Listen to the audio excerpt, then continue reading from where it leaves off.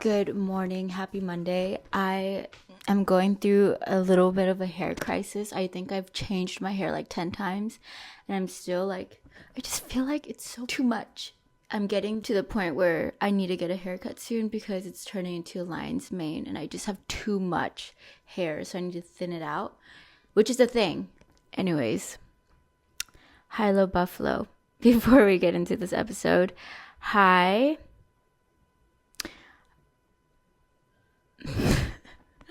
I don't even want to say this hi. I'm just nervous that the person that I'm going to talk about will see this, but I'm pretty sure they won't.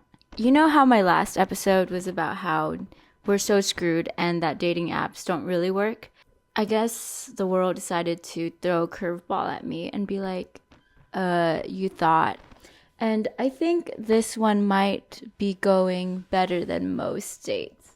Let's just say it's good enough to the point where I will not make an episode about it.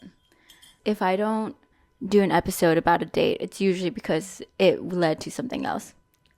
But you don't need to worry. There aren't many dates that actually go okay. So that went well. I'm not going to say more than that. Moving on to my low. Guys, it's about time.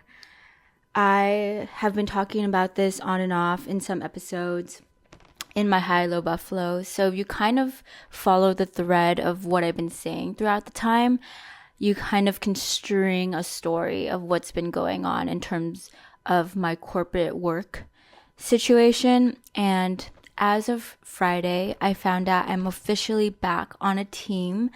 And so I'm no longer, which is a good thing, I'm no longer worried about whether or not I'm going to get fired because I'm on a team.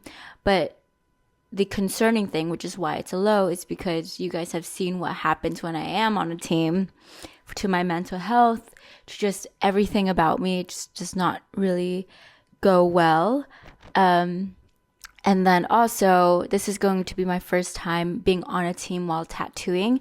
And so the balance, I don't even know what that's going to look like, but I'm a pretty stubborn person. And so it's really hard for me to say no to things.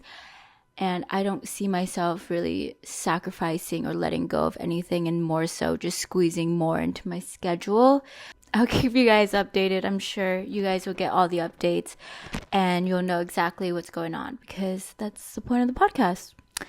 And then for my Buffalo, this is the weird thing that has been happening. So my mom has just been scaring me, but like not intentionally, just accidentally scaring me. And maybe it's because I've been more nervous lately about, for some reason, I've been more nervous lately about how my family's doing and if their safety and their health is okay.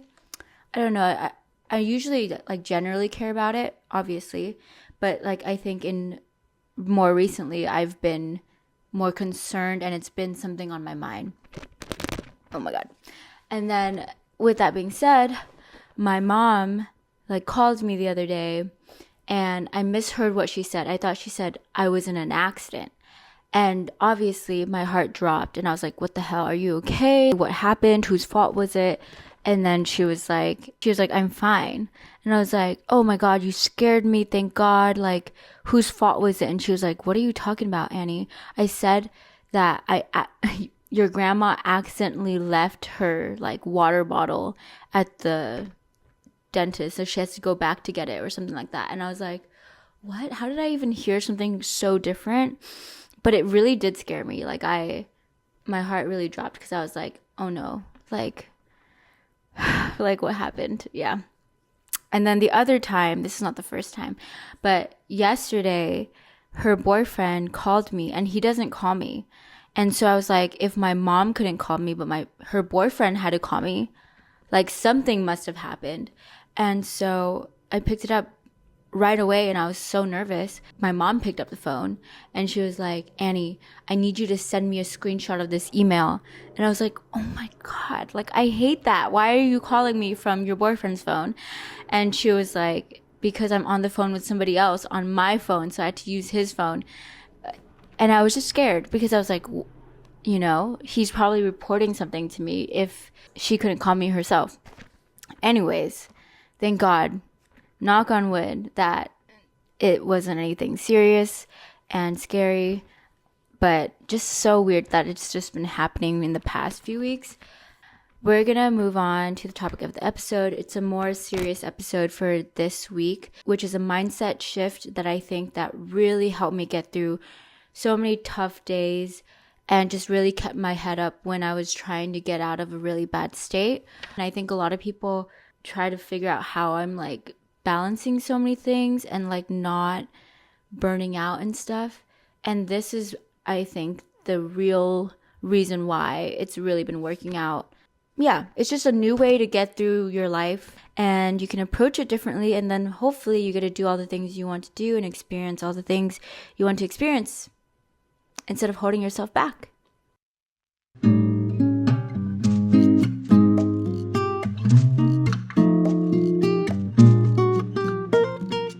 Okay, I have to give credit before I get into like the meat of this episode to my family. My mom and dad have gone through like some hard stuff, and I've been really lucky because I have such a close relationship to my family that I can ask and tell them pretty much anything, and I feel very comfortable to, and they're very open back to me, which is really nice.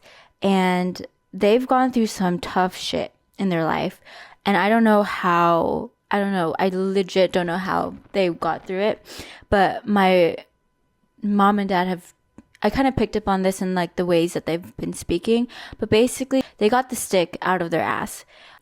Instead of creating more friction and all these boundaries and rules and guardrails and like be like just super uptight about how life is supposed to go and what they expect in terms of returns and what's coming for them next, they just decided to go with the flow. And so they did what they could. They took one step at a time, even though they didn't know exactly where they were going or what was coming at them. So you can kind of imagine it like you're just like on this path. There's probably like a forest and like monsters, but you just need to focus on taking the step forward, even though you know that it's going to get tough and you know that you might have to walk through quicksand or get attacked by a million birds or something like that. But you still just kind of go with the flow and take it one step at a time. And so I don't think that this is a very common way of going about life. At least for me, I didn't go about a lot of high school and college like this. I was very regimented. I created all these like random rules for myself that I felt like were essential to follow in order to be successful. So like I have to wake up this time.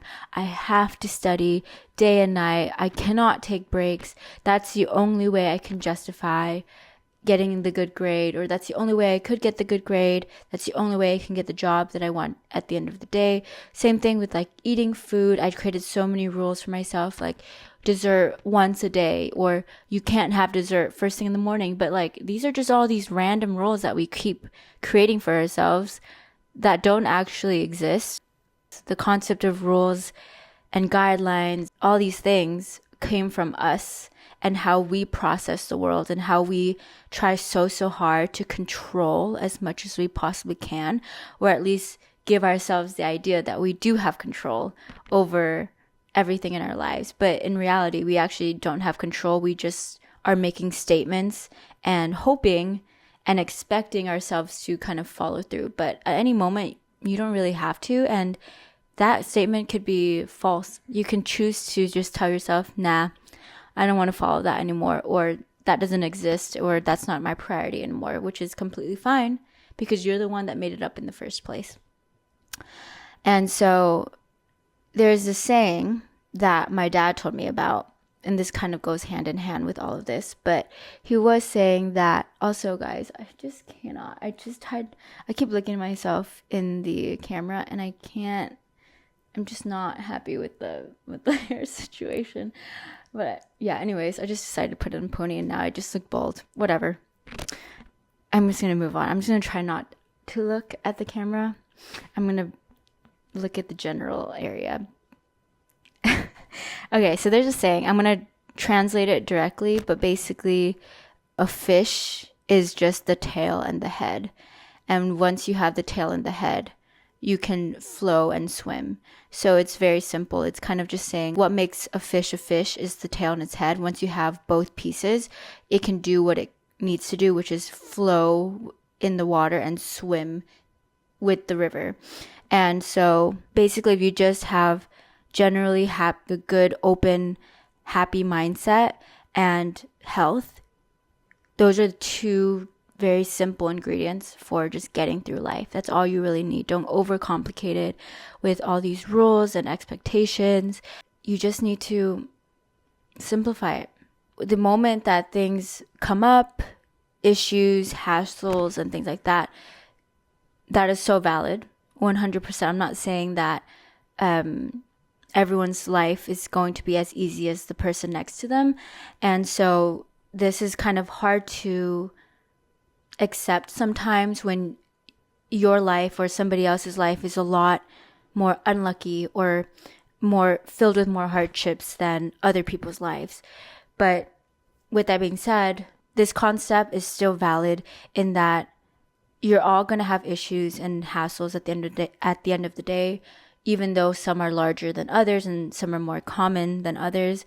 And you can validate that. We can say it's all valid, but you cannot treat all of these barriers and all of these things that come up as the end of the world. Some days, like yesterday, guys, I was making my matcha and I blend my matcha in a blender, and I found out you can unscrew like the whole blender.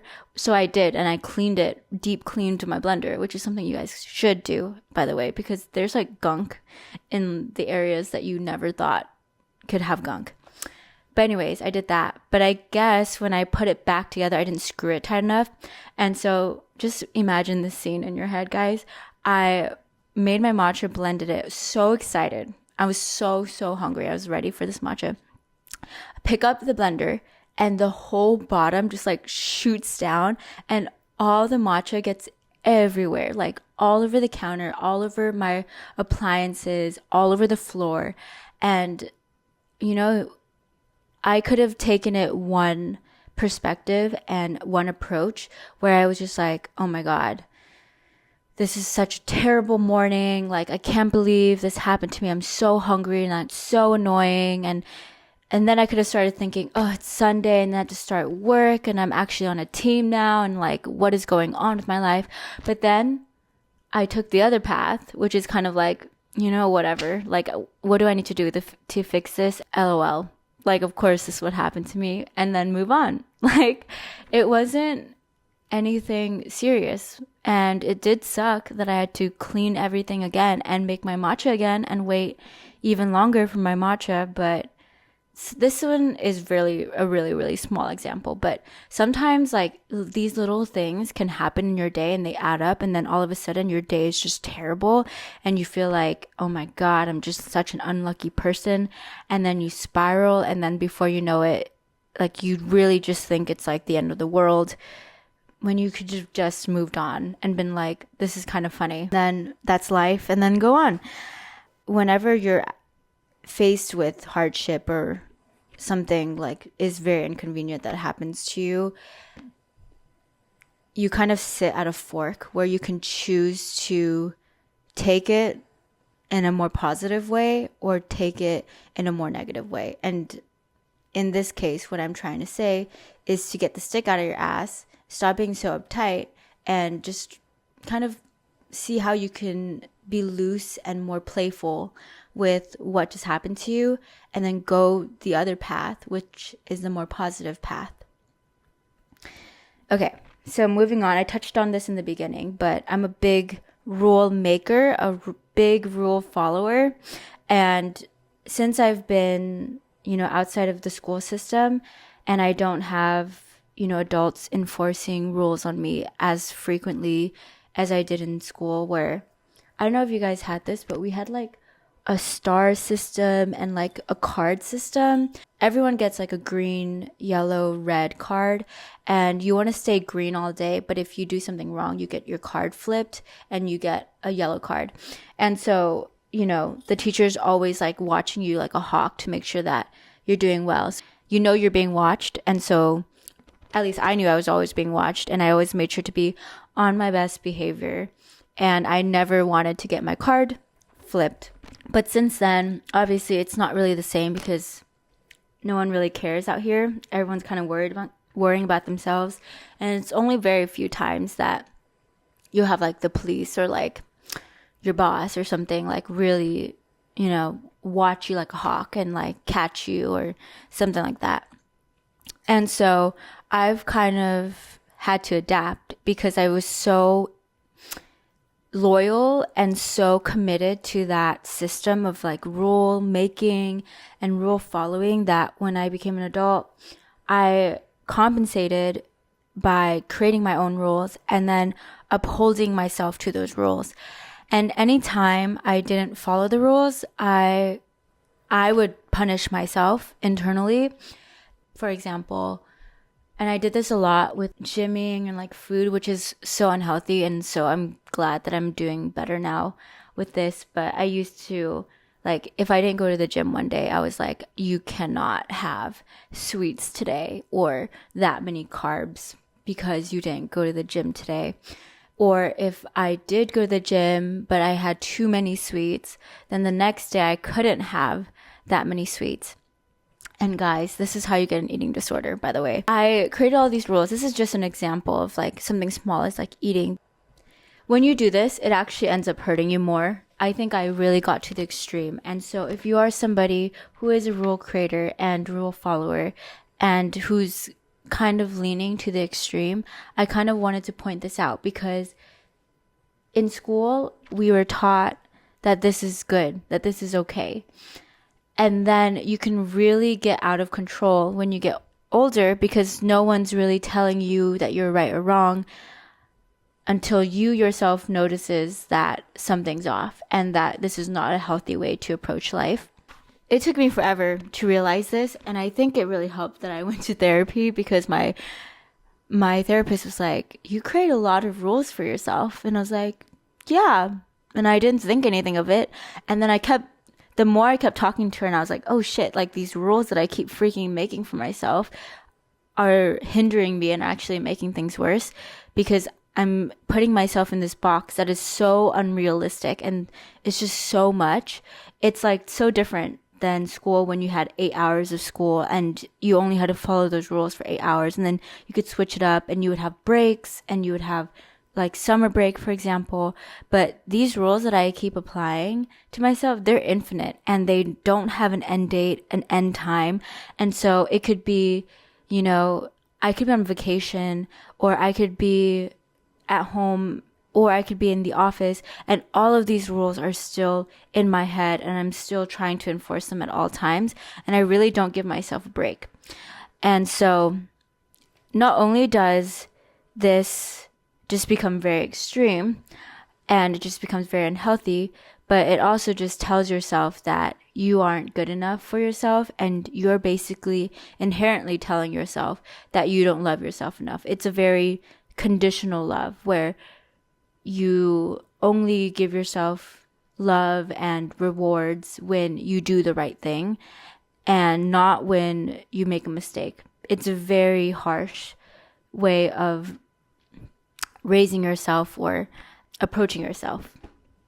Also, okay, some of you guys might be listening, if you're still listening to this episode and you are still questioning whether or not this is relevant or whether or not this is realistic or even possible for you and other people, I want to say, if you are a judgmental person, if you are somebody who is very particular about the people you hang out with or scenarios or expect things to turn out to be certain ways, if you like see somebody and you're like, why is she dressed that way? Or if you see someone eating something, you're like, why are they eating like that? Or why are they talking like that? If you're somebody like that has these like very judgmental thoughts, I want to say that you are definitely one of the people that I'm talking about, because you are somebody who definitely gives yourself rules and says to yourself, you can't talk this way because it's cringe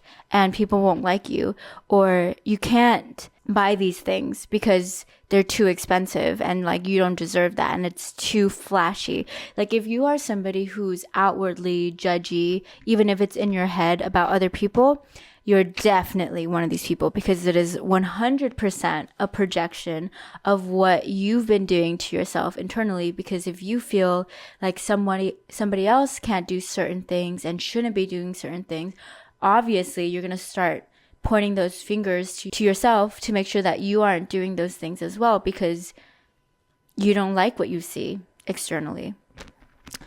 And the other thing, if you are thinking to yourself, how can I make this happen? This is like, if you're thinking to yourself, this is so unrealistic. My life is just so much harder. Or there's people who have terrible lives. Like, how can they even apply this?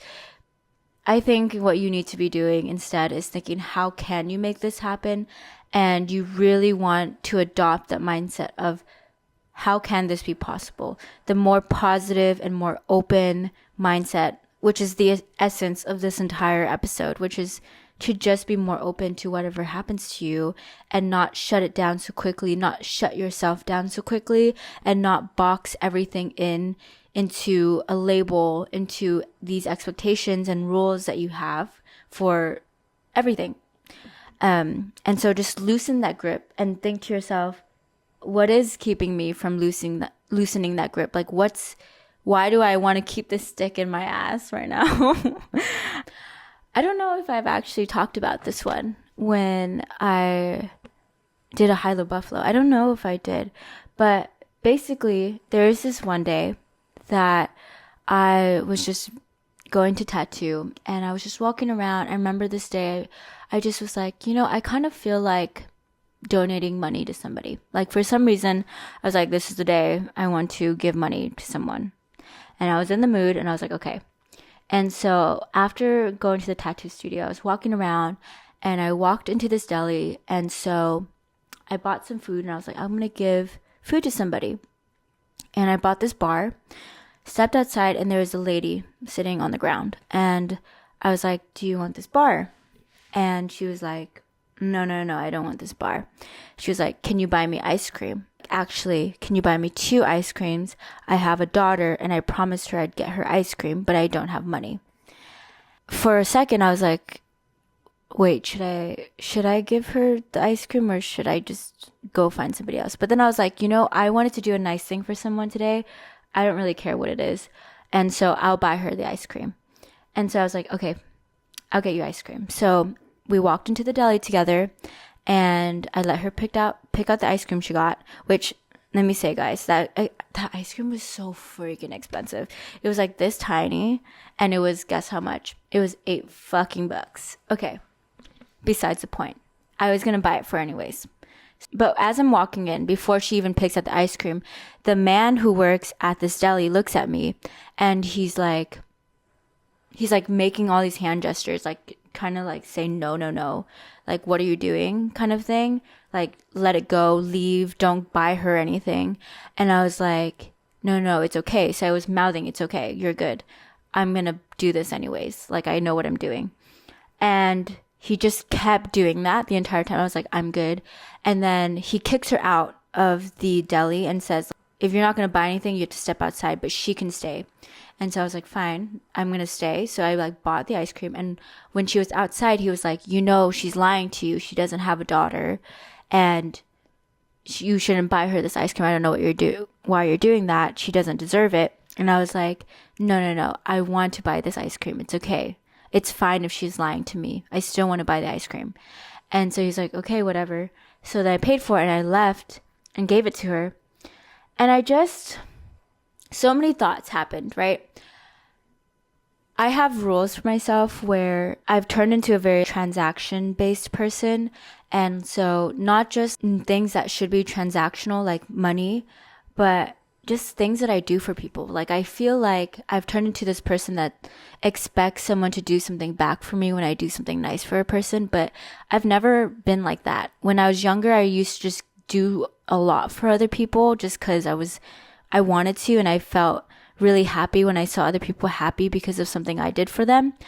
And I remember this because my mom used to get mad at me and have these talks with me where she would tell me, you can't be this nice. People are going to take advantage of you. And I was like, so true, because I was taken advantage of, which is very valid. She wasn't even wrong. But still, I've turned into another extreme version of that where I do everything transactionally. And so in the past month or two, I've been trying to be much better at that and like switch around. And like, so now I just do things out of just wanting to sometimes instead of expecting anything back. And so in this case, I had that rule of, oh, if I'm going to help someone, it has to be someone who really deserves it. So there's this like rule that I had about this interaction, but I also had this transactional expectation where I only wanted to spend $5 max, but I spent $8, and I was like, what did I do? And this guy really pulled that out of me, that guilt out of me, and that concern. And it just made me think, am I stupid because I just wasted that much money on someone who didn't deserve it that much? Two, like, why did I spend that much money? It just like rubbed me the wrong way. And it just made me really upset about what I did when I should have been really just proud that I did something nice out of the kindness of my own heart. But I was still like battling like this guilt that I had. And I was like trying to tell myself like, no, like you did something nice. Just let it be. Like you just did something nice. Why did it have to be anything more than that? He was projecting. He's probably a very transactional person too. And so he feels like this is not worthy, and that's on him. But if you yourself wants to do this thing because you just want to, then who cares? It's your money at the end of the day. And he was the one who charged you $8 in the first place. If he really wanted you to save that money and do something nice for somebody, then he would have lowered the price of the ice cream, but he didn't, right? And so I was going back and forth all morning about this, and I ended up having to talk to my mom because I was like feeling so guilty, even though it was $8, guys. This is ridiculous, but whatever. I called my mom and I was like, so I did this thing, but I feel bad because I just spent this money and I think the girl was lying to me. And then she was like, Annie, who cares? Like, if you wanted to do a nice thing, good job. And that's it. Even if that person doesn't deserve it, you can still do a nice thing for somebody. Just because somebody's rich or has a really well-off life doesn't mean they don't deserve nice things and kindness. And I was just like, God, that's so true. So, yeah, here's my example. This is an example of where me being really uptight and having all these rules for myself really hurt at the end and put me in like a state of back and forth. And I just really was overthinking about this one situation all week, guys. I really treated it like the end of the world, even though it was like an $8 ice cream. And yeah, if I just kind of adopted the mindset of, just go with the flow and like, don't create all these rules, then I would have just gone on with my life. But it's still obviously easier said than done. I've been doing this for all my life, and a lot of you guys that are listening to this have a similar experience because we pretty much all went to school and had all these rules imposed on us and wanted to do well, I think. But yeah. Anyways, thanks for listening to this episode. I hope it's kind of helpful and that somebody takes something from this episode. Let me know what you guys think in the comments down below, and don't forget to like, comment, and subscribe. Hit the notification bell, follow the podcast, like the podcast, rate the podcast, and I'll see you guys next week. Bye.